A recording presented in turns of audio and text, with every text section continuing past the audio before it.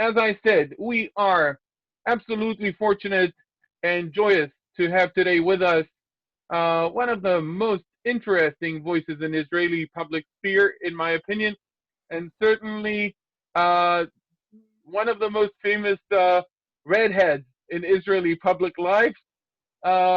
He is, according to his name, his last name, he is the luckiest person. His last name, Glick, sure shows that he is lucky, and I'm sure we'll get to it. He was very lucky several years ago to actually be able to be with us.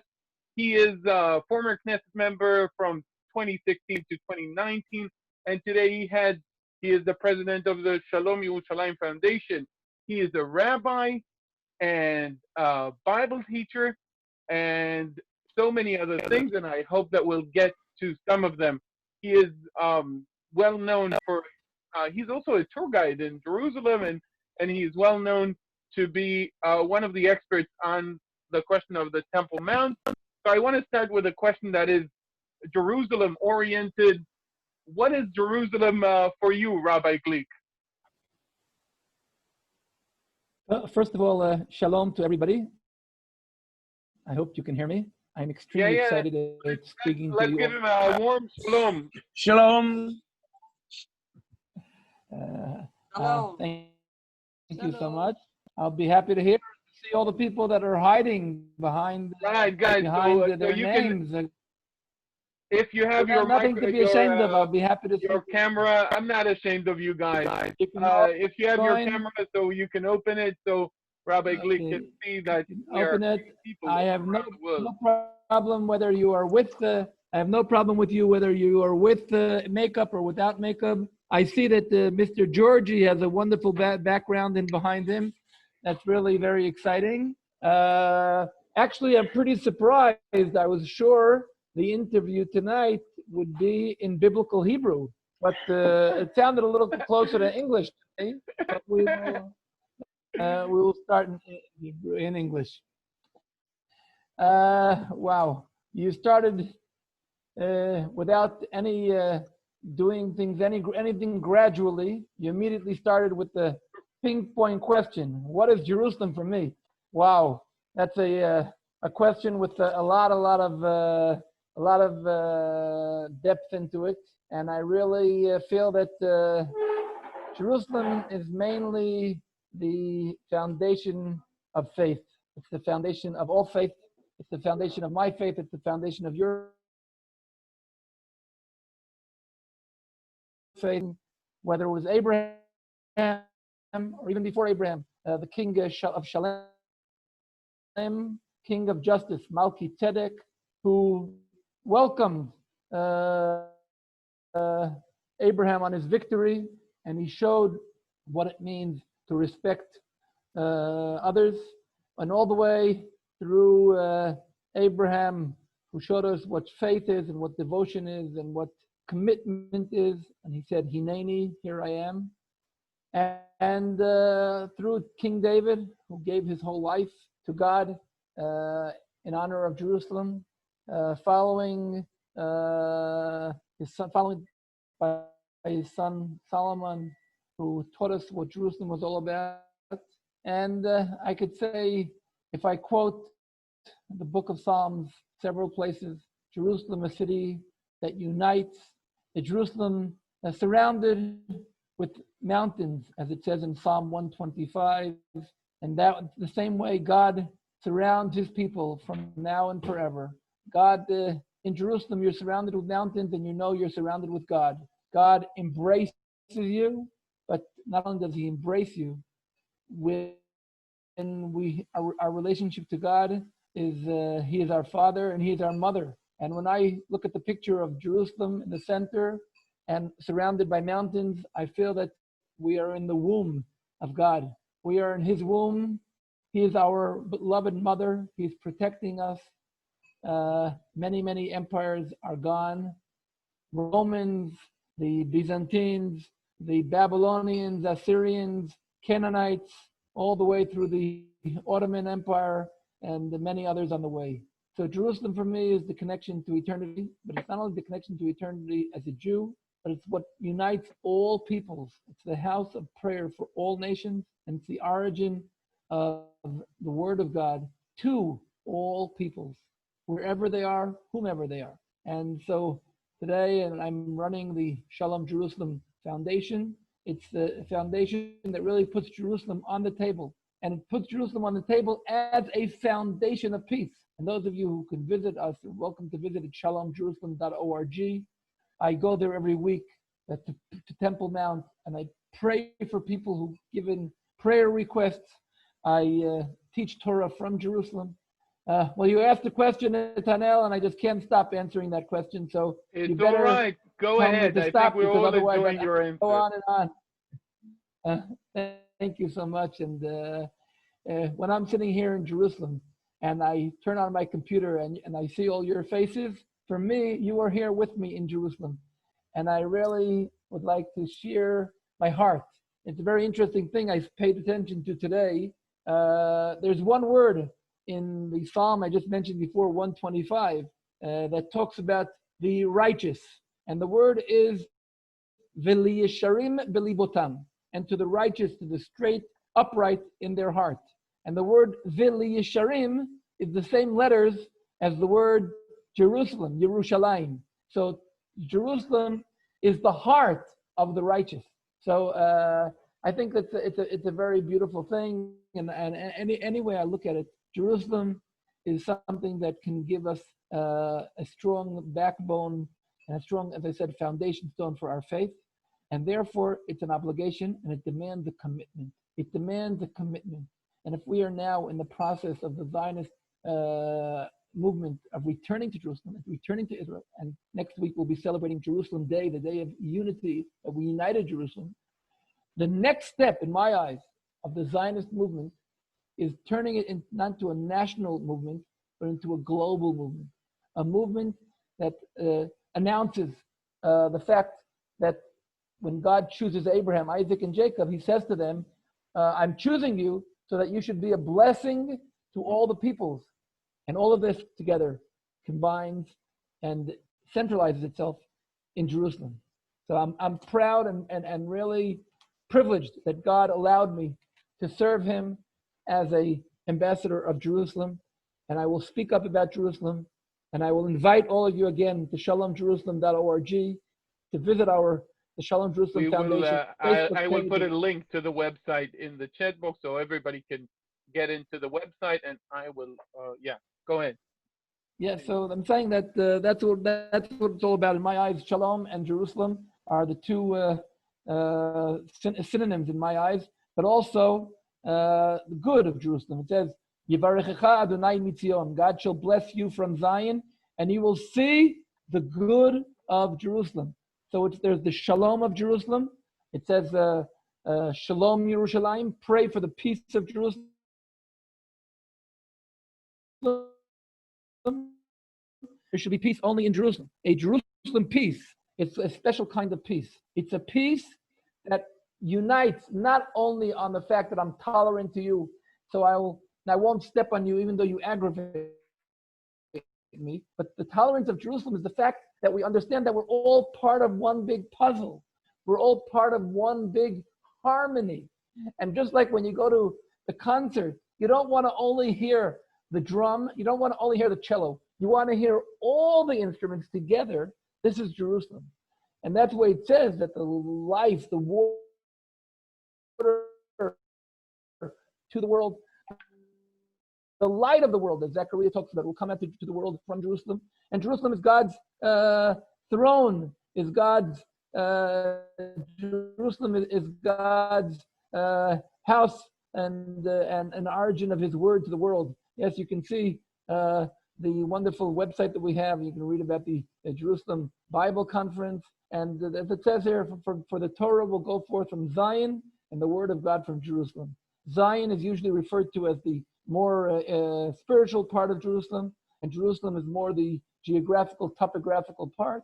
But as I said again, Jerusalem, you just said it, and it like incites, ignites a spark in my heart, and I think in hearts of so many people around the world. Right. Uh, Excellent. So uh, when you're talking about Jerusalem as kind of a capital of faith in general, there is one spot in Jerusalem that is more special than any other spot in Jerusalem, which has so many unique places, and that is the Temple Mount. Um, the question of the Temple Mount is a detrimental question in so many aspects in Israeli life and in its question of liberties, civil liberties, question of relationship to the Israeli-Arab conflict, questions of Israeli and diaspora relationship. Um, uh, what is the Temple Mount, and how you view the question of the Temple Mount in regards to both Israeli-Arab conflict as well as civil liberties in Israel? Because, and I'm asking that because you do have a unique approach to that question, in my humble opinion. Thank you so much, Netanel. And really, I'm not the topic. We're talking now about Jerusalem, about God, about You're the our Temple guest. Mount. So, Now, I want to say something. I just finished right before I joined here, like a half an hour ago. I participated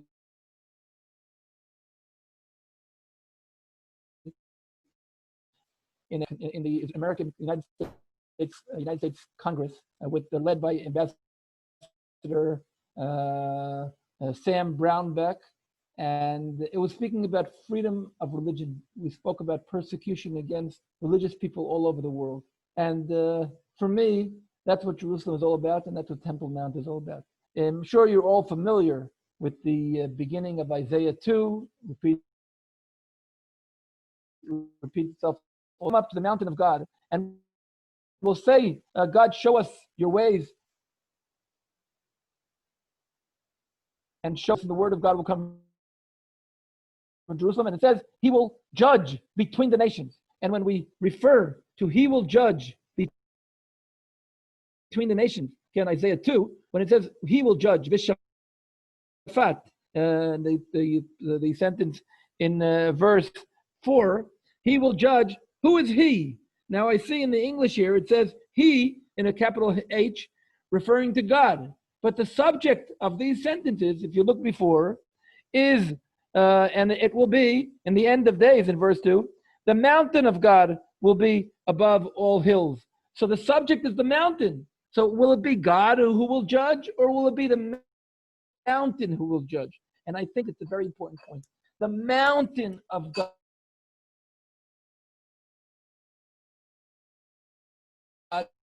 In this world, the mountain will be inciting, who is encouraging hate, and who is encouraging inclusiveness, diversity. And I think when we look at the mountain, we see people who are coming up, and all they want to do is pray. And unfortunately, the Muslims who were given the right to run the place on a religious level, these are people very often who are not allowing others to pray, not allowing others to carry a Bible, not allowing others to demonstrate any kind of religious activity. And this is something that's very disturbing for me, because the Temple Mount is supposed to be the symbol. The same chapter, you say that I would say parallel to this chapter, is exactly the same thing in Isaiah 11, which we're all familiar with. The wolf living with the sheep and the leopard living with the lamb. But we forget that the final letter of sentence of there is in verse 9, and it'll be, I'm talking about Isaiah 11. In Isaiah 11, you will see, it talks about everybody living together and all the nations living together. Go on to verse number 6, 7, 8, and it talks about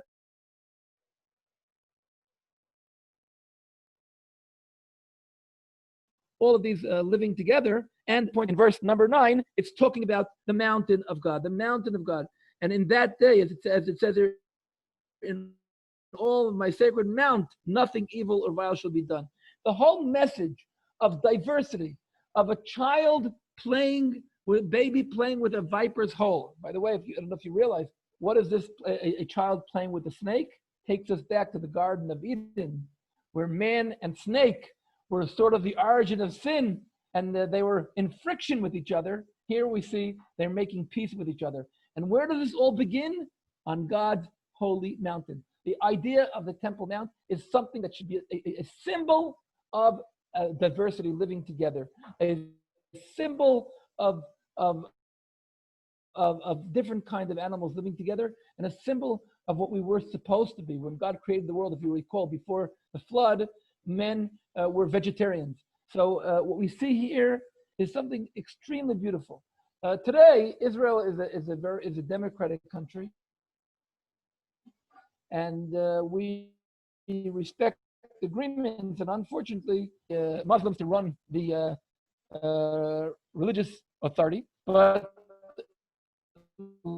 lately, more and more people are visiting the Temple Mount, and I must say, on the one hand, there's been a major change, and today people can visit quietly, peacefully on Temple Mount, but still, where they're not allowing carrying Bibles on the Temple Mount, they're not allowing religious Jews to walk around freely and pray, or even drink from water faucets, and I think the more and more people come to the Temple Mount and show that they want to worship God and want to respect the fact that other people are different, this is really what I believe the Temple Mount is all about.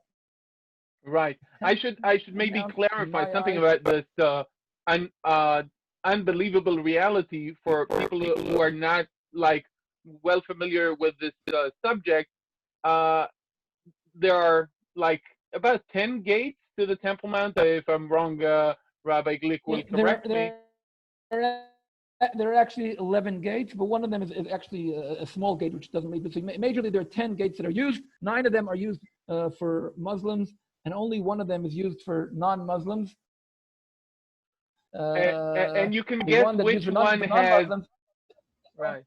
The one that's for non-Muslims is opened only 4 hours a day. The other ones are open 16 hours a day. I see here there's a question from Mignon who asks about if what I quoted what I quoted in Isaiah 2 and Isaiah 11. He says, isn't that about the Messianic era? I want to point out that the Bible does not mention the word Messianic era. The Bible talks about the end of days. Now, I don't know what the end of days is, but one thing I want to mention that the concept that the Bible is talking about, and that maybe that's something maybe that's something that should be mentioned, is that for many years the people of Israel stayed in the exile because they were waiting for God to send the Messiah. But one of the major crucial messages of the Zionist movement was that it's not that we should be waiting for God to send the Messiah, is that God is waiting for us to build up the land. He's waiting for us to establish the Temple Mount as a house of prayer for all nations. When we do that, then we will be led by a king and Messiah. But the whole idea that we're supposed to sit passively and wait for God to do the work is something that's anti-Bible. The whole concept of the Bible is commitment, devotion, commitment, and that's our job. When the Messiah has come, how he comes, that's not in our hands. That is in God. Most of this event, we can't sit around and say, okay, we'll fight until Messiah comes, he'll make peace. That's not the way it should be. The Bible talks about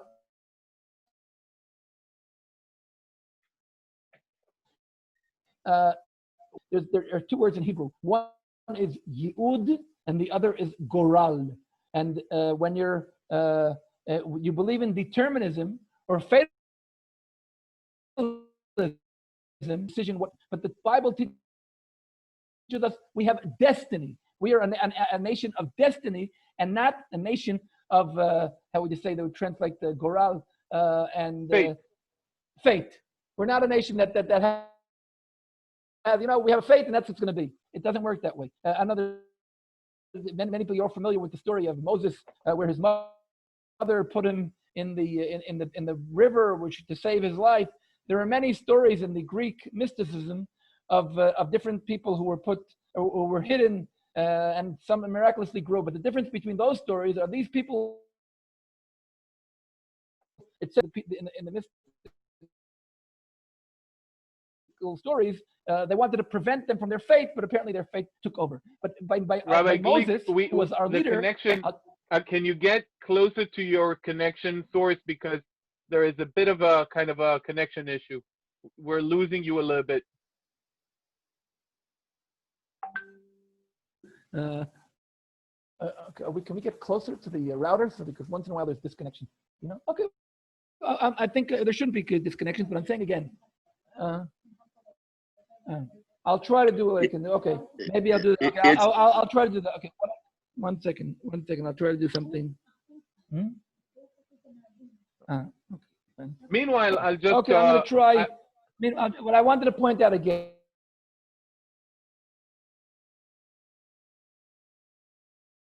Moses was saved by he went out and he understood he has a mission to save others. He saw two Jews fighting. He saw an Egyptian fighting a Jew. He saw the daughters of Jethro being exploited by the shepherds. And this was the story. The story is that we are not a nation of faith. We are a nation who are in charge of taking our destiny in our hands. And that's the story of the Bible. That's the story of the return of the people of Israel to Israel. That's the story of the redemption process. And that is the story about the Messianic era. We are not waiting for God to bring a Messiah. God is waiting for us to promote it. Of course, we'll be very happy when the Messiah comes. And as Carol says, we'll be ones who've been waiting for. But of course, we'll be waiting for. But waiting for means not to stay passive, but actually to do whatever we can to bring it about. And what we can do is improve the world. And when God finished creating man, at the beginning it says at the beginning God created heaven and earth.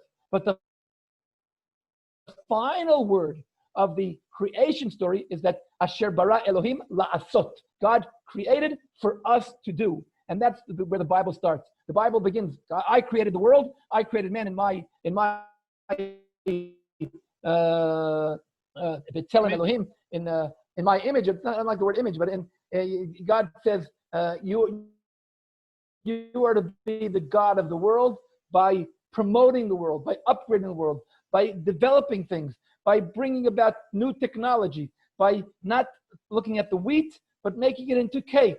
Of course, dietetic cake, low-cal cake, not turning into yeah, we've cake. talked about Rabbi Akiva quite recently, I think. Yeah. But I'm saying that just had to be wait until he was sent. But that was when he was supposed to be sent to save the people.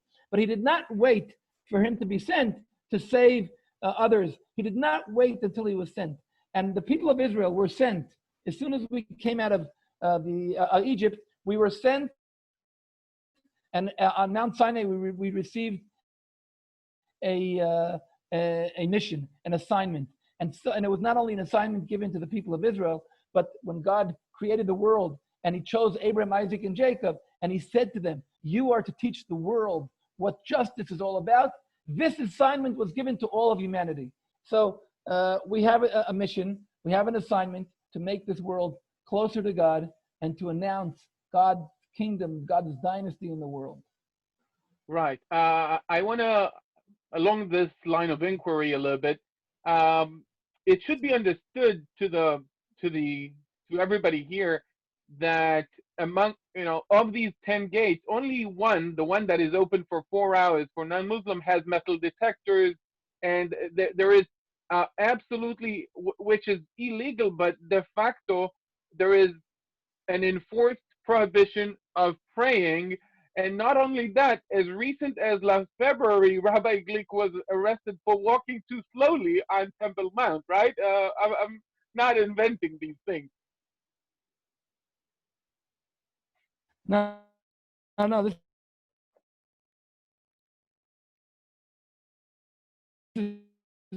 is true. But as I said, I was in the background. It means that Jerusalem is a living city. Is there? Are you hearing me? Okay. No, you're cutting a little bit. If you could get closer to the source of your internet, if it's a Wi-Fi. I'm trying to do what I can. Let me see if I can. Meanwhile, okay, you will. Yeah, I'm listening. Yes. Excellent. So that's one point I want to talk about something else, which is also I appreciate, especially Rabbi Glick is one of the more principled former politicians, and it's not easy to be a politician and a principled person. Maybe that's the reason he's not a politician at the moment anymore. But he was also a civil servant before that, and when he disagreed with the policies of the government, he resigned rather than trying to manipulate the civil service to fit his political views. We've talked about this tension between the government, the legislative, and the judiciary. We had recently Gil Bringer, which I'm sure you're familiar with Gil Bringer, who was with us, talking about the tension between the judiciary and the government.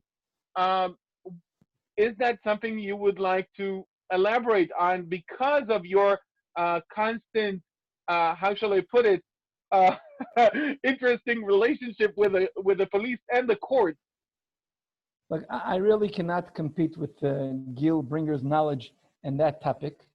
And I think there's an issue here in Israel, and I'll put it this way. I'm very happy that Israel is a democratic country. I'm very happy that we have a court and we have a justice system.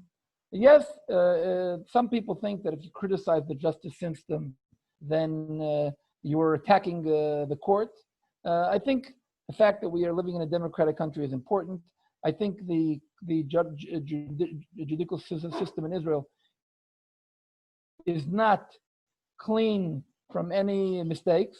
They're only human, and that's part of politics. But if you're mentioning politics, I would mention one other thing, and that is that this week, finally, after 500 days, that's a year and a half, in Israel, we did not have a government. And in my eyes, it's a holiday, a celebration. This week, on Thursday, we will be announcing a new government. And I would say two things. First of all, I'm very extremely happy that it's a unity government. It's not of course, there's an opposition, and I'm happy that there's an opposition also. But I'm mainly happy that the two competing leaders, Gantz and Netanyahu, are found a way to cooperate. I can't say that I agree with everything in their agreement, but I think it's a very good news. Also, I think it's good news that they decided that in July they will begin the implementation of the sovereignty, Israeli sovereignty over the biblical land of Israel, of Judea and Samaria. I'm pretty surprised that the European Union has this thinking of punishing Israel for doing what's only right. But I can say it's a good, I'm very happy that finally the political long campaign, which went on for a year and a half, which took out some terrible, I'd say, things that people had said that shouldn't have been said. So I really hope that we're behind that, and we'll have a stable government in Israel, and we'll be able to do things. And especially now these days, and I really think it's an issue that it bothers the whole world. We are after a terrible crisis in the world. I know that many people thought that pandemics and epidemics are behind us, and we're living in the 21st century, and nothing can overcome us. And today, God showed us that even in a developing world, we can be in a crisis, and the crisis is not only the health crisis. It was a crisis that caused many people to be in tough financial situations, family situations, psychiatric situations. And I think we're really... Yeah, me having to stay with the kids at home, that's psychiatric, seriously. Taking its mental toll, no doubt.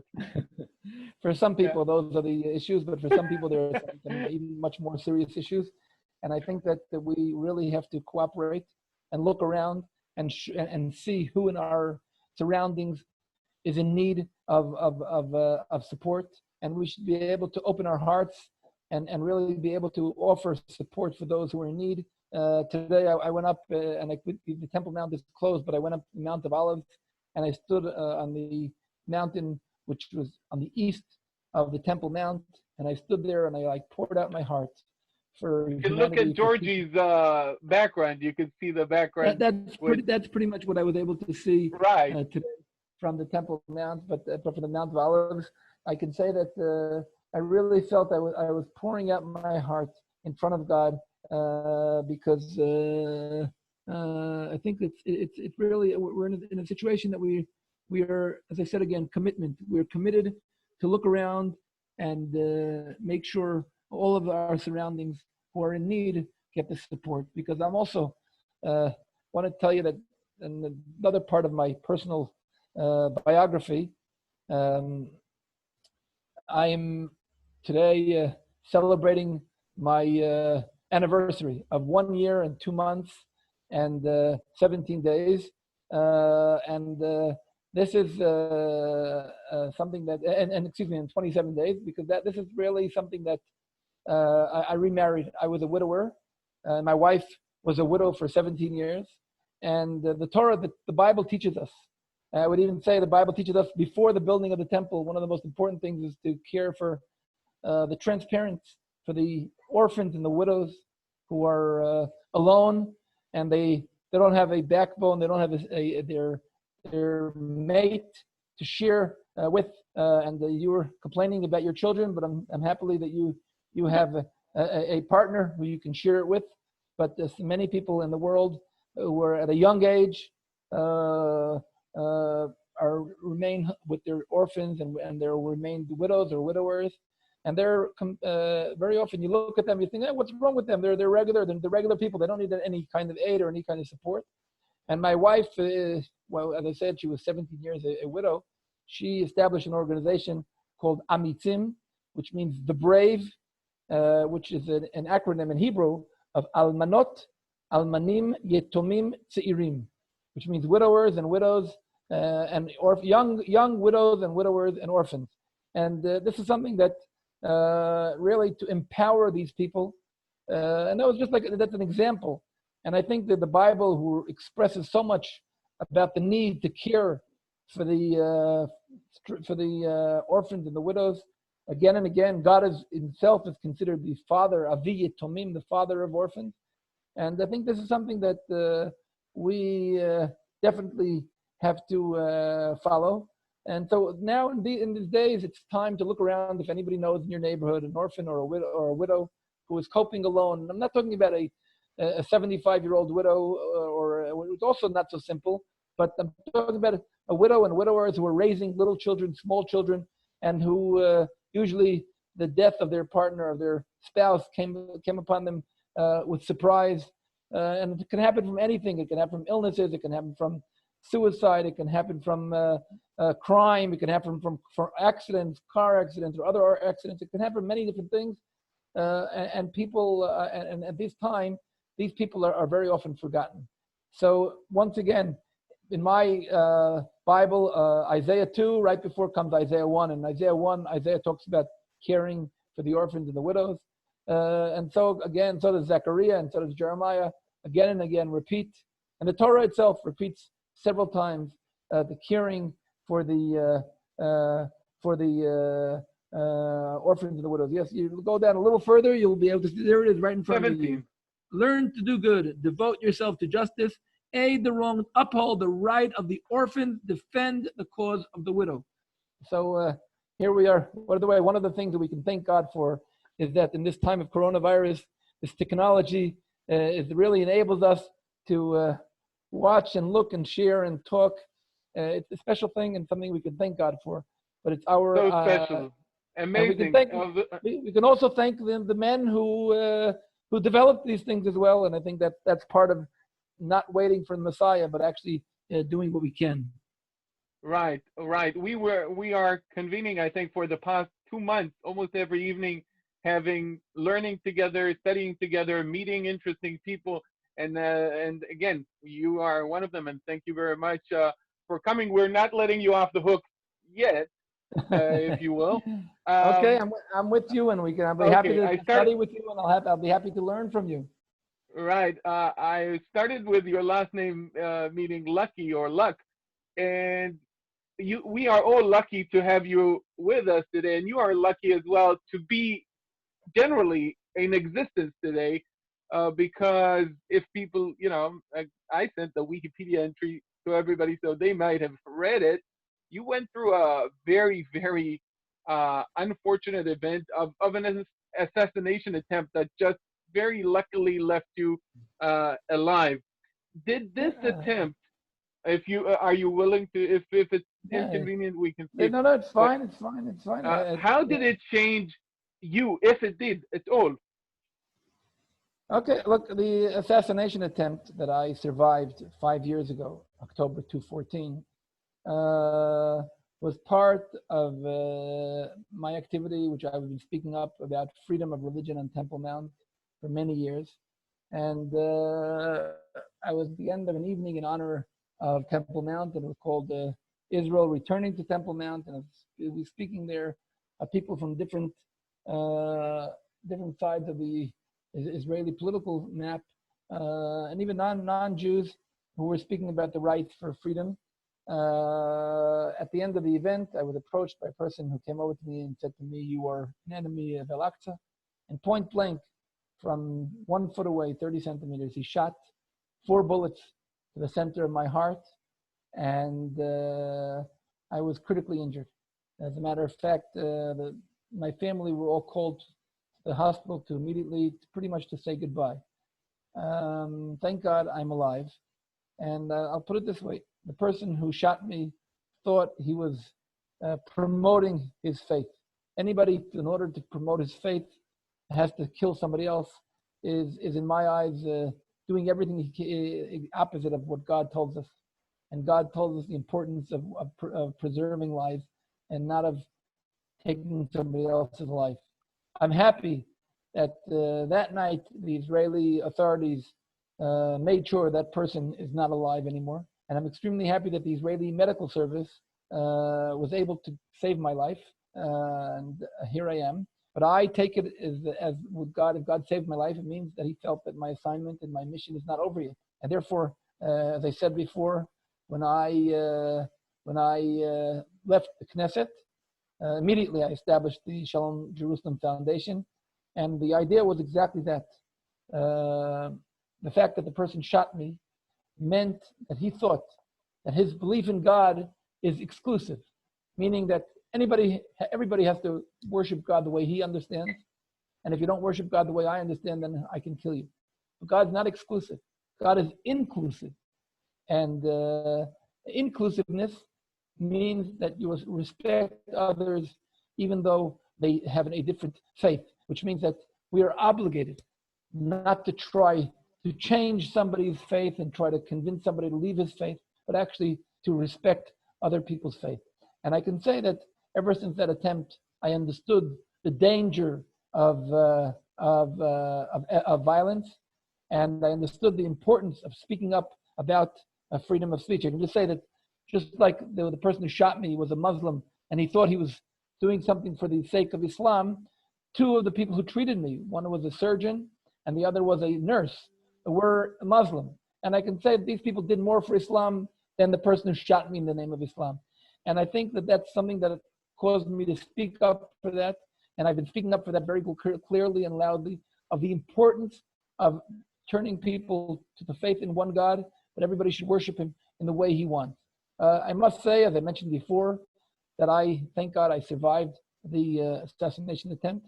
But unfortunately, my wife, who was right next to me and saw the whole event, and for 3 months took care of me, devoted her life for me. Unfortunately, after that, she collapsed and she actually was very ill for 2 years. She had a very tough post-traumatic situation, which unfortunately she did not survive. So I survived. Unfortunately, my wife did not survive. But I am here also to talk about people who are suffering issues like post-trauma or other depression issues. And we refer to them as okay, there's a person who is, they're suffering. This is an illness just like any other illness, and we have to care for these people as well. And we have to inquire about these people and visit these people. And at the same time, I will continue, as I said, caring for Jerusalem, speaking up for Jerusalem, making sure people understand that Jerusalem is the foundation of faith. And then we have to, once again, as I said, do whatever we can to improve this world. I see that Jeanne mentions the fact that she teaches about the orphan and the widow, and she uses Isaiah 1, and I think that it's very important. Thank you very much, Jeanne, and I'm very touched by the fact that that's what you do. And I think she has dedicated, furthermore, she has been dedicating her life since the 70s to take care of the orphans. She is, Jean is an amazing, we have been studying together for the past about 11 years, and she has been volunteering in Zimbabwe since the 70s, originally from the UK. So I want to point that in this issue as well. Some people think that the orphan and the widow are to be taken care of because they're like poor people. They're they're suffering from financial issues, but majorly, what an orphan and a widow is missing is something very important. We know that in the center of the Ten Commandments is the relationship to us, to God, through our parents. And parents is what God gave mankind. They do it in God's world is husband and wife, and therefore, when one of those is missing, not I don't want to attack anybody, but for instance, in a divorce, there are two parents, but they're living separately. But in a case of death of one of the parents, the orphan not only lacking the money, you can be an orphan who is very rich, but you need the empowerment, something that connects you to God. And the Bible repeats again and again the need of this, the way to lengthen your life. The Bible says is by respecting parents, father and mother. And when a spouse passes away, it's not only, or as my wife quotes one of her sons, when he my wife, as I said, was a widow. Her husband passed away suddenly, probably from heart issues, but she remained there with 4 kids from the age of 7 to 7 months. And one of her kids says, not only am I an orphan, but my mother is a widow, which means that we have to remember that the widows and the widowers who are remaining are also in themselves confronting a difficult issue, and at the same time, they're raising their kids. So the question is not only that an orphan and a widow are the fact that they are poor people, but they are in a situation that they need comfort, they need strength, and when they get the strength, sometimes these are the strongest people in the world, because when you go through something, when you go through a challenge, you become stronger. But sometimes you can fall, and the activity is important. I see that Jean is asking for the context for the orphan work. The name of the organization is called Amitzim. That's AMITSIM.org. You can read all about my wife's wonderful activity she does in the Amitzim, which means the brave. As I said, it's an acronym in Hebrew for Almanim va'almanot yetomim tzeirim, young orphans and widows. And again, it's not about support. Sometimes they need a lot of support. Sometimes they lose their jobs, or they have to reduce the amount of hours they can do in their job. But beyond that, it's the strengthening, giving them the strength, and strengthening the linkage between father and child, mother and child. It's so important. It's extremely important. And I think that my wife is really doing wonderful things. Her name is Hadass, and she's really doing wonderful things. And in my eyes, it's a completion to what I'm doing about Jerusalem, because Jerusalem, as we mentioned before, is also the idea of society as the king of Shalom did, and it's also the concept of connecting to God and the devotion to God. It's the foundation of our faith, but part of the foundation of our faith is caring for one another. When in the Bible, I just studied today the book of Leviticus in chapter 5, it talks about if you're sinning to your friend, you're sinning to God. And it's talking about the bringing of the offerings, and you can see there it talks about different offerings. But one of the things it emphasizes in one of the offerings, it's talking about sinning to God. It says in chapter 5 in Leviticus chapter 5 verse 20, and God said to Moses, "A soul who sinned and begotten God, how? By cheating to his friend." So cheating to your friend, chapter 5, verse 21.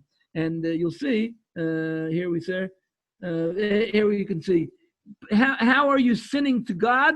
By trespassing against the Lord, by dealing decently with your fellow. Part of serving God is dealing righteously with your fellow. And I think it's a very important issue, that a sin to your fellow is a sin to God. And when a person sins and commits a trespass against the Lord, how? By dealing decently with your fellow and all different issues. Being straight with your relationship with your friends is part of devotion to God. And that's the idea of Jerusalem. Combining the two issues, serving God is making us developing a better society. Okay, I have so many questions, but it's I want the guys to have an option to ask you a little bit.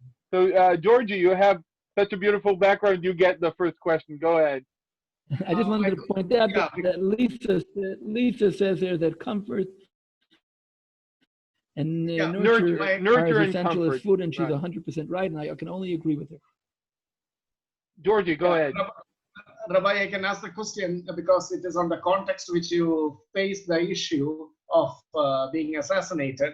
I heard in a video from the Islamic apologist, when somebody was asking, what do you say about certain attacks like this, what you experienced, and then like a terrorist attack, something was, I forgot the context of the person's question.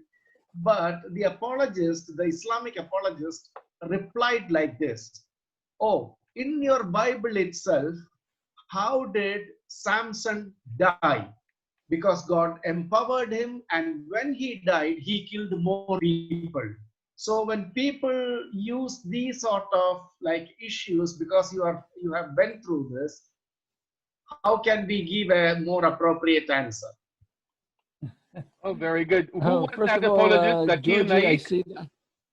Well, I forgot who he was. Okay, go ahead. Sorry, Rabbi Glick. Yeah, we can hear you. Sorry, go ahead. Okay, okay. I hope my internet is stable. Once in a while, it's not. It loses its stability. But Georgie, first of all, I hear from your accent. Are you from India? Yes, I'm from India. I'm residing in United Arab Emirates, Abu Dhabi. Oh, unbelievable! He's speaking from Abu Dhabi at the moment. Okay, wow, Abu Dhabi with the Temple Mount in your background. Wonderful. I can say, first of all, the word, you know how you say India in Hebrew? In Hebrew, India is giving thanks to God. It's Hodu. Hodu is, when we say praise God, we Hodu Ladunai Kitov, Ki Leolam Chasdo. Praise God because He is good. His grace is forever. That's what India is about. I don't know what Abu Dhabi means, but okay.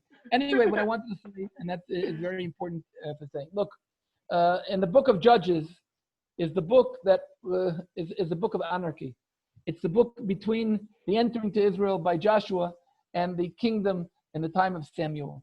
And not every one of the judges is an example. Samson was a judge, a leader in the time of a terrible crisis with the Philistines. He had to use, there was no king, there was no major leader, and he had to use certain temporary methods of killing the Philistines. He's not the symbol in Judaism as the symbolic leader that we want to call for. Yes, in certain times you have to do certain things that sometimes even cause that at the time of you're killing others, you have to kill yourself. But that's not the basic method. I would say when we're coming out of Egypt, we meet two groups of non-Jews. One is Amalek, who decide to fight against God, and one is Jethro, who decides to join us and to give us aid in establishing our judicial system. What I'm trying to say is that the relationship between us and nations, we are here to protect ourselves, and we will, if we have to fight even the Philistines, and we have to do things that are not what we would love to do, then we do them. But Samson was not the example of a leader. As a matter of fact, vice versa. When our scholars want to bring examples of judges who were not of the highest level. They would bring either Samson or Yiftach, and they say these are not like Samuel. These are not like David. These are not role models. These are people who, yes, we deserve to thank them for the specific temporary help they did, but Samson is not considered a role model for all leadership, and we don't want leaders who kill others at the time of we want leaders like Solomon, who was teaching wisdom and wanted and prayed to God that he should have a heart that is able to understand human beings, even from the lowest level, even to prostitute women who he helped. That's the leadership that the Bible is looking for, and not the leadership of Samson, who, using different kind of gimmicks, kills others and at the same time kills himself. Okay, thank you. 2 more questions, Rabbi Glick. Guys, if you have any questions, let's see your hands. Jerry, go ahead. Jerry? Go ahead. Yes. Rabbi, my question is the Jews that were in diaspora in the Babylonian captivity, they were 70 years and longer, but only a small portion returned to the land of Israel. By having such a great majority in diaspora, has it been a similar issue with bringing Jews back to Israel that are in diaspora? Do they feel more comfortable in diaspora than in the land and coming to Jerusalem? Well, I have a little bit of an illness. I didn't warn you in the beginning. I have an illness. It's called ophthalmitis. I have it has to do with the fact that I purchased my glasses at the optometrist and not at the pessametrist. If I would buy them at the pessametrist, I would be pessimist. I try to see light and good. I think that the fact that we have a democratic state, a Jewish state for the first time in thousands of years, I think the fact that the Jewish state has over 7 million Jews living here today, and the fact that we have the greatest, biggest Jewish state ever in history, with the strongest medical systems, with the strongest culture system, the strongest Bible study systems, with the strongest technology, is first of all a great privilege and a great miracle. The return of the people to land, to Israel, is in my eyes a great miracle. It's described in the Bible as a miracle, and it's happening in front of our eyes. Yes, it didn't happen in one day. We didn't have suddenly carpets, magic carpets, or wings of eagles to bring us back home in one day. We do have wings of airplanes, and the people of Israel are coming back home gradually. And I can say another thing, and it's not good news, but it's good news in a way. Unfortunately, in the coronavirus, many of the Jewish communities around the world have been really vitally affected, and we see right now a increase by over 300% of people who are gather interest in coming back to the land.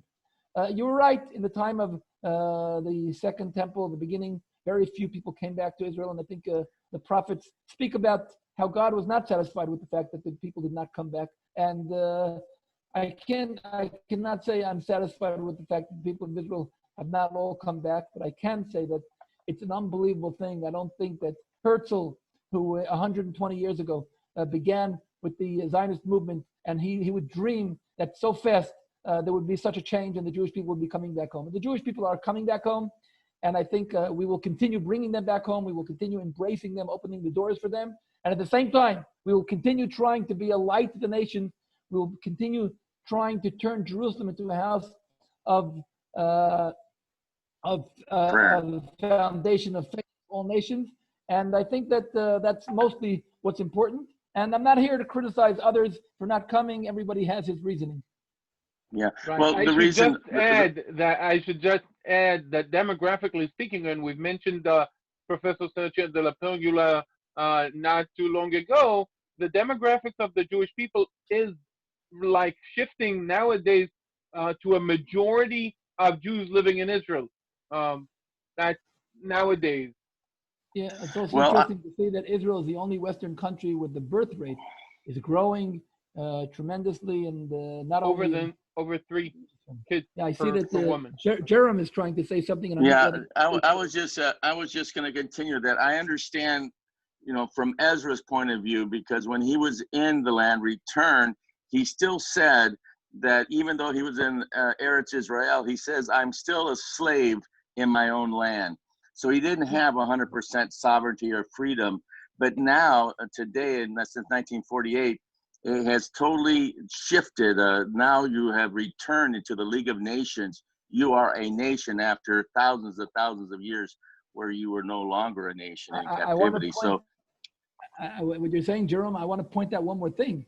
You know that we are celebrating this year our 73rd year of independence. And you should know that, we celebrated 72 years, but we're now beginning our 73rd year.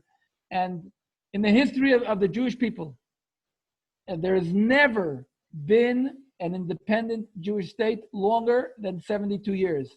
So this year we're breaking the record. In the time of King David and his son Solomon, we know that King David served for 30 years, and his son Solomon after him. We never saw over 72 years. Not even in times of the Hasmoneans. Also, after 72 years, there was no more Jewish independence. So now, for the first time, we're reaching 73 years, and now I believe we're also on the way to eternity. So, Jerome, yes, we are trying to fix up and repent for the sins and the times of Ezra. Listen, I'm putting down here on the chat both the website and the email of my personal email in the organization. You're more than welcome to make contact. Send me your emails. Be in touch. You're welcome to visit us on the Shalom Jerusalem Foundation Facebook page and the Shalom Jerusalem Foundation YouTube page. I'm there all the time. I do my teaching, and you can find us. We're all over. We're called Shalom Jerusalem Foundation, both on YouTube and on Facebook. And you're welcome to visit the website. But most important, come to Israel again. We'll go to the Temple Mount together, and we will pray. And if you have any more questions, you're welcome to send them. And also, as I said, on the website, you can send prayer requests. I try to go to Temple Mount. I'm humbly praying to God to be worthy of this, but I try to be representing all those people who ask me to. So thank you very much. Thank you, Rabbi Glick, for coming. It is contact. And right. Shalom from Jerusalem with Shalom, and thank you so much for coming. It has been an absolute delight. I am sure you will be. There will be many ripples for this. Nathan, somebody had a question. Nathan, somebody had a final question. Maybe somebody had a question. Take off. 1 second. Take off the sharing page. I want to see all the pictures of everybody. I did already take it off. So everybody. Oh, really? I see. Everybody. I see. 1 second. Let me just see. How can I see? Let me see. How will I be able to see everybody? 1 second. I want to see everybody. On the right-hand side, you have something that looks like a grid. You have something that looks like a grid. Looks like a Just click the one that looks like a grid. Rubik's cube. Click. Okay. But look what I would say before we go. Since you all know Hebrew, I think I'll just conclude with a song. Please. Can't hear you. We cannot hear you, Rabbi Glick. Can't see me though. Where's he going? Maybe he's getting his guitar. I think he got bounced off. Oh no. I'm so Yes, the priestly blessing. Yeah. May the Lord bless you. May the Lord keep you. Right. But he was We very lost easy him, to but find on the it was yeah. fabulous. I Yeah, it enjoyed was it very much. terrific. I'm sure everybody did. Yep, Yeah. yep. Thank you guys. You You know, Thank know, for you. coming. Thank Thank you you. so much. Thank you very much, Natan. Okay. Netanel, Thanks, Prof. Netanel, Yes, Jerry. many people try, but you're the only person I know that succeeds. Okay, so you go much beyond trying. You actually succeed in That's right. in doing a class That's right. better and better. It really builds. That's right. And so tremendous kudos to you. Absolutely. I have Yeah, thank you very much. I'm a little bit. Look at him blush. Yeah, I do. I am blushing, and a little bit of, as I said, housekeeping. Tomorrow, we have Professor Tov, and on Thursday we have myself talking about the characteristics of the Semitic languages. We'll talk about phonology, maybe Right. morphology. We'll see how far we get, and we'll talk about characteristics of Semitic languages, which would be maybe less emotional, but a little bit more cerebral. So it's a different experience. But we're trying to mix everything to get to cater to everybody's needs. And I will see you tomorrow, guys. Take care. Shalom. Shalom. Shalom. Bye bye. Laila Tov. Later. Shalom.